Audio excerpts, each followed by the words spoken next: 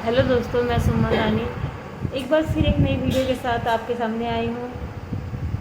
और इसमें इस टाइम सोशल मीडिया के हर प्लेटफॉर्म पे सोनम रघुवंशी और राजा मर्डर केस चर्चा में है बहुत ज़्यादा। पहले बेटियों के विदा होने पर माँ बाप की आंखें भर जाती थी, और आज एक ऐसा समय आ गया है जहाँ तो पहले आदमी अत्याचार करते थे और आज ऐसे हो गया है ना कि लेडीज़ ही अत्याचार कर रही है।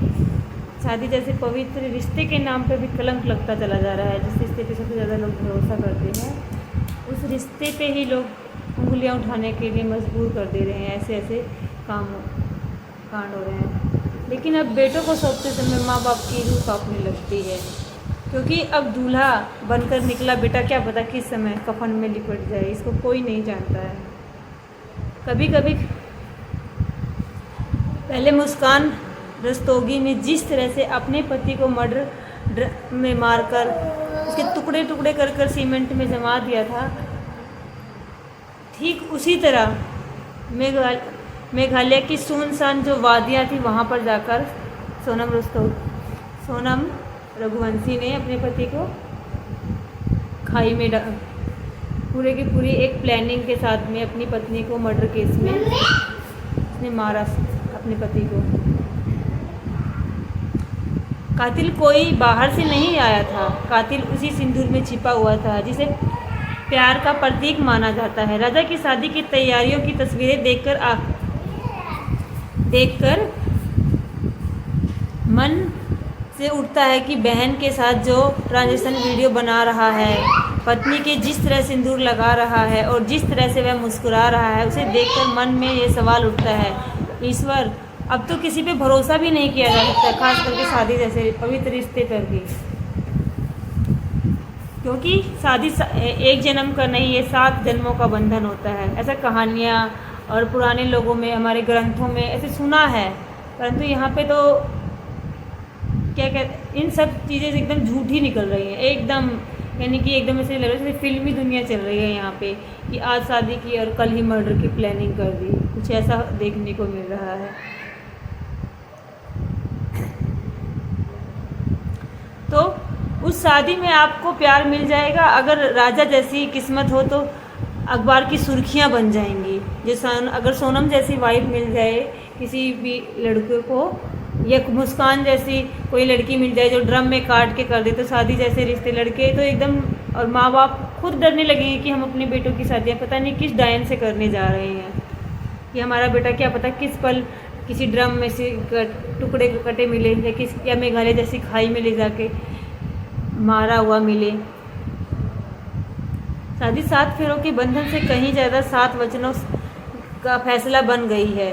इन सब के बीच मुस्कान हो या फिर सोनम, इन दोनों ने पति और इन दोनों के आशिकों के घर परिवार, पढ़ाई लिखाई, सूरत कुछ भी न होते हुए भी पता नहीं क्या इन लड़कियों ने, इन दुल्हनों ने पता नहीं क्या देखा कि इतना अच्छा परिवार, इतना ये भी नहीं कि कोई भाई इनकम की प्रॉब्लम रही हो या सुंदर नहीं हो, किसी चीज़ की कमी ना होते हुए भी उन लोगों के साथ में इतना बुरा व्यवहार किया गया कि कुछ कह ही नहीं सकते। इसीलिए कहते हैं कि प्यार अंधा भी होता है, बहरा और गूंगा भी होता है। शायद इन दोनों कहानियों से लगी रहा है, और यही दो नहीं, समाज में बहुत सारी ऐसी घटनाएं रोज़ घटनी समाचार पत्र में, अखबारों में, सोशल मीडिया पे देखने को मिलती है। इससे पता चल रहा है कि प्यार अंधा ही नहीं, बहरा गूंगा भी होता है। जिस तरह मारा गया और उसके बाद हमको यह समझ में नहीं आ रहा है कि इस प्यार को हम क्या नाम देंगे। इन दोनों को देखने के बाद यकीन होता है कि प्यार न सिर्फ अंधा होता है बल्कि बेशरम, बेहुदा और बहुत ही ज़्यादा भयानक भी होता है। वरना कौन सी घुट्टी पिलाई जाती है इन लड़कियों को कि पढ़ा लिखा कर कमाऊ सिलेक्टदार पति छोड़कर फटीचर और छपरी जैसे लोगों के साथ पाने के लिए वे अपने पति और उसके परिवार, उसके बैकग्राउंड को ना देखते हुए उनको मार डालती हैं। ऐसे ऐसे तो आजकल समाज में हो रहा है। मैं अभी भी नहीं समझ पा रही हूँ कि इनकी पतियों की शक्ल से, इनके पतियों के खानदान से, इनके पतियों के रुतबे से, उनके परिवार और की नौकरियों से जब इनके आशिकों की तुलना की जाए तो कुछ भी नहीं है। इन सब की तुलना की जाए तो वो कुछ भी का मतलब कुछ भी नहीं। उनके चेहरे की गरिमा, उनके घर में की शांति और अच्छे परिवार से थे, अच्छा कमाने वाले, शायद वो अपनी बीवी के साथ पूरी ज़िंदगी खुशी खुशी बिता भी सकते थे।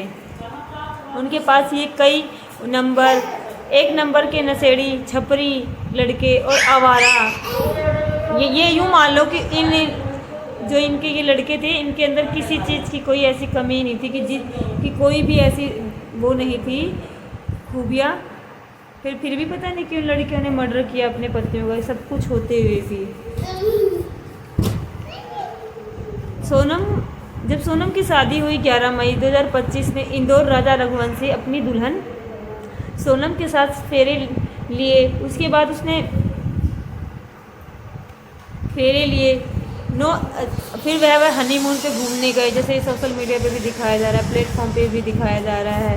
उन्होंने मेघालय घूमना, कामाख्या मंदिर गए, शिलोंग गए, हरियालियाँ देखी, हनीमून साथ मिलकर मज़ा लेंगे। पति को एहसास भी नहीं था कि भाई वो ऐसा कुछ करने की बजाय उसको मौत के घाट उतारने के लिए आई है। वो उसको उसके परिवार से दूर ले जाके उसको मारने के लिए लेके आई है। शायद राजा को इस बात का पता भी नहीं होगा कि जो सोनम रघुवंशी है